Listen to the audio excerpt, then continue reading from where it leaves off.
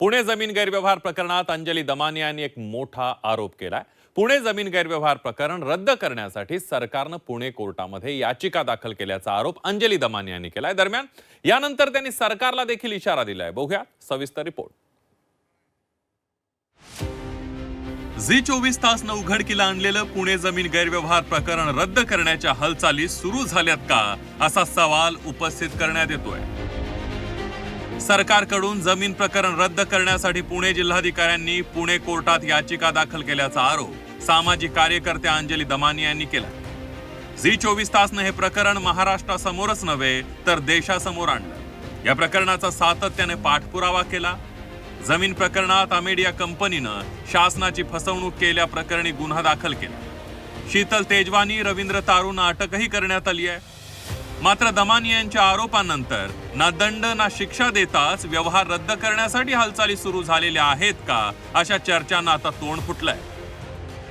FIR मध्ये जे पार्थ पवारचं नाव आलं नाहीये ते तातडीने आलं पाहिजे। त्याच्यावरची जी लांबत चाललेली चौकशी आहे ती 100% संपायला पाहिजे। आता तर हायकोर्टाच्या न्यायाधीशांनी सांगितलंय की FIR मध्ये पार्थ पवारचं नाव का नाही, का उपमुख्यमंत्र्याच्या मुलाला वाचवलं जातंय असे ताशेरे आता थेट न्यायालयाकडनं आलेले असताना सुद्धा जर या सरकारला हे सगळं वाचवावाचवीचे प्रयत्न करायचे असतील तर ते कुठच्याही पद्धतीने खपवून घेतले जाणार नाहीत। ते मला वाटतं तर कोर्ट सांगताय, फटकारताय, त्या नियमानुसार जे असेल ती कारवाई केली जाईल। गुन्हा दाखल होणं गरजेचं आहे। मला वाटतं नियमानुसार तपासून चौकशांचे जे स्पष्ट होईल त्यानंतर कारवाई करायची नाही करायची हे ठरेल। जिल्हाधिकाऱ्यांनी कोर्टात अर्ज केल्यानंतर अंजली दमानिया यांनी सरकारला इशारा दिलाय। पुणे जमीन प्रकरणात अजित पवार, पार्थ पवार, तेजवानीला वाचवण्याचा प्रयत्न करू नये। वाचवण्याचा प्रयत्न केल्यास कुणालाही सोडणार नसल्याचा इशारा अंजली दमानिया यांनी दिला। सरकारकडून पुण्याच्या मुंढव्या प्रकरणामध्ये पुणे कोर्टामध्ये एक याचिका करण्यात आली आहे आणि त्या याचिकेत हे सेल डीड कॅन्सलेशनसाठी कलेक्टरांकडनं अर्ज गेलाय अशी माहिती मला काल मिळाली आहे। तेव्हापासून मी त्याचे जे PDF ची कॉपी आहे ते मिळवण्याचा प्रयत्न करते। अजून ते पेपर हातात पडलेले नाहीत।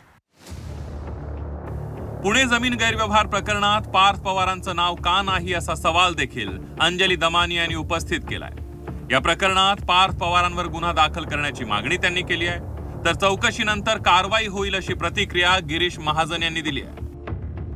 की सरकारला माझा थेट आता इशारा आहे, जनतेकडून आहे की कुठच्याही पद्धतीने ना अजित पवारांना वाचवलं पाहिजे, ना पार्थ पवारांना वाचवलं पाहिजे, ना अमेडियाला वाचवलं पाहिजे, ना शीतल तेजवानीला वाचवलं पाहिजे।